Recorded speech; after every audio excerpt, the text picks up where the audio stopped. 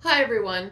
So a few videos ago I made this. It's a Halloween decoration that I found in a store about 2 years ago, and I turned it into a golden snake garden hourglass. I really like how it turned out, and after the project I had a lot of leftovers. They're mostly the stones.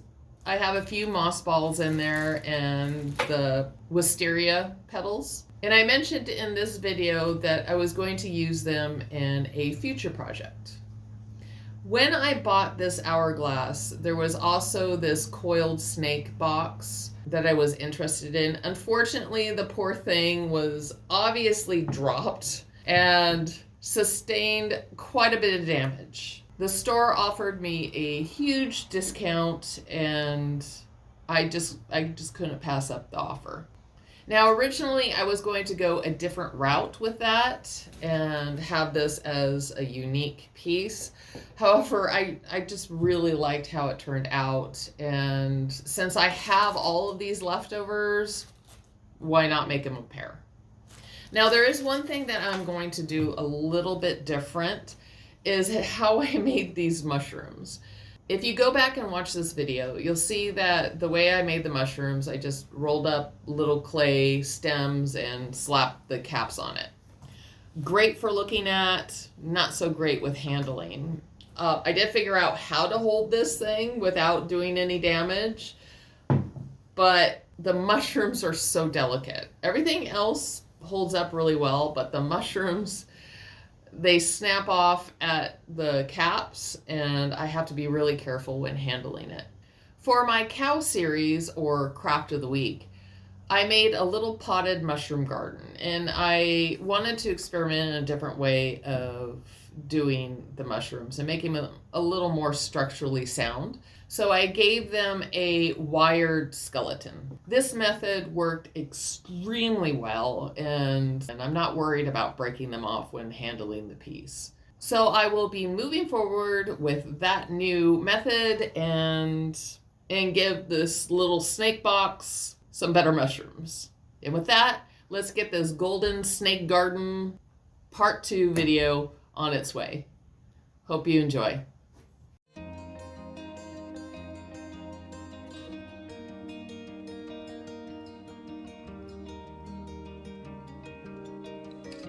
As you can see, this poor little snake has seen some better days.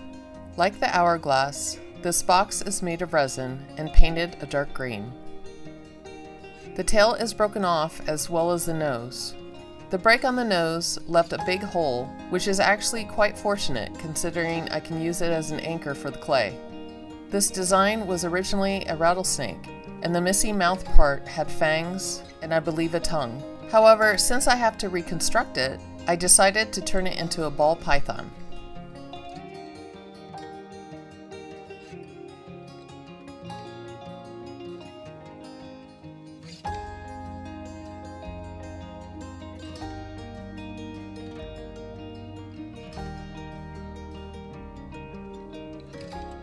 After the nose was formed, I added the heat pits and little details for this species of python.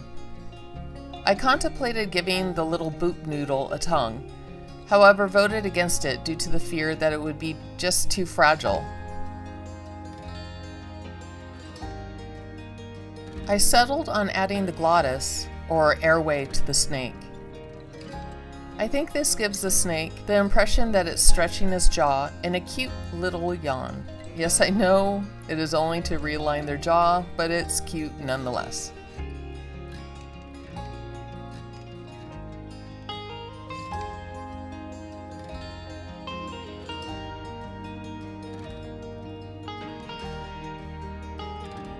I sanded the box a little bit and then added an adhesive for the metal leaf.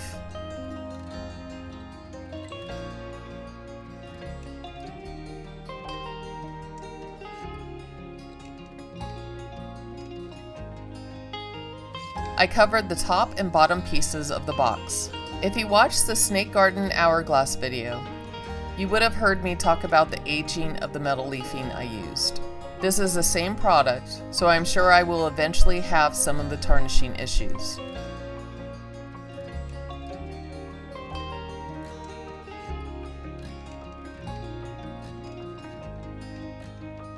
After the leafing was completed, I sealed the metal with a clear coat.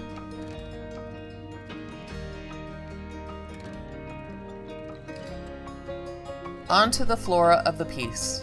As I stated in the intro, I made a mistake with the hourglass mushrooms. This time around, I made a wire support for the stems using a very thin jewelry wire.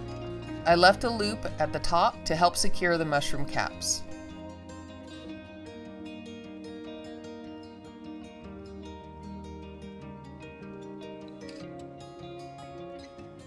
After the stems were baked, I made little domes and twisted them onto the stems using these loops.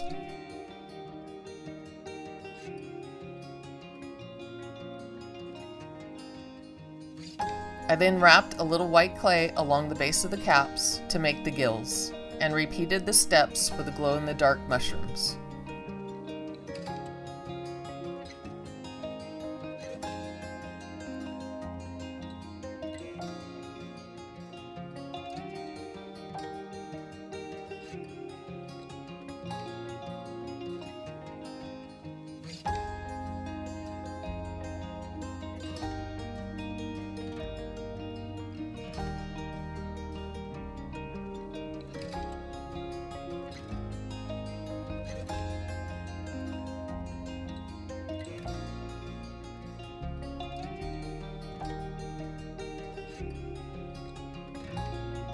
After these were baked, I added white spots to the red caps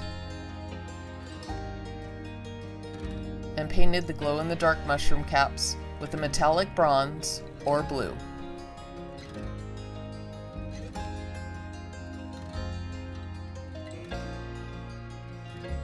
Finally, it was time to start assembling. I organized all the old pieces I had and started gluing on the stones.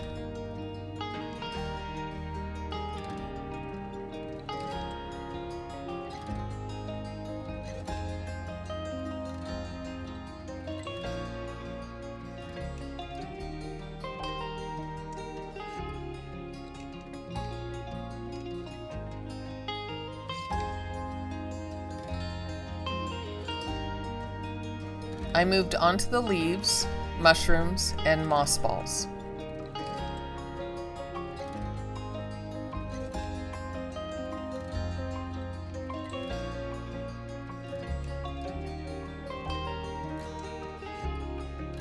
Some of these moss balls were a little too large, so I cut them up and made smaller pieces to fit in between the stones.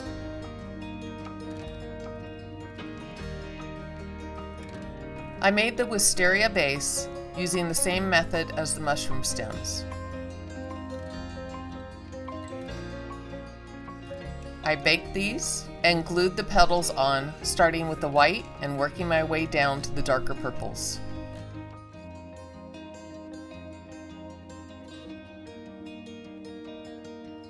After the first three colors, I attached the wisteria to the box and continued gluing the petals.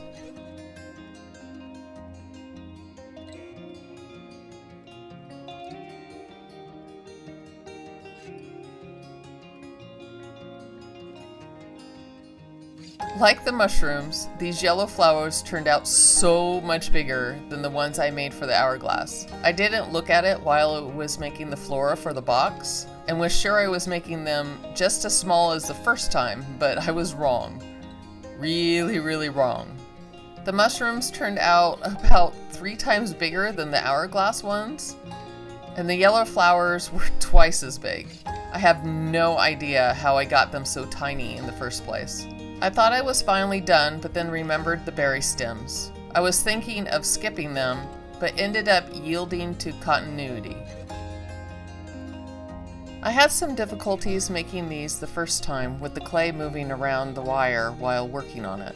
This time, however, I put glue on the wire before covering it with the clay, and this seemed to help the sliding issue.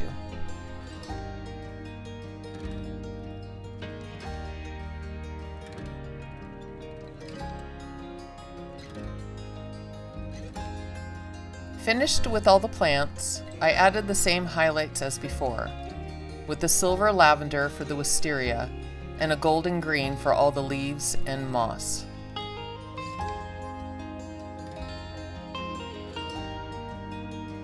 Adding a gem adhesive, I adorned the box with rhinestones of 2 different greens, a brown and a silver.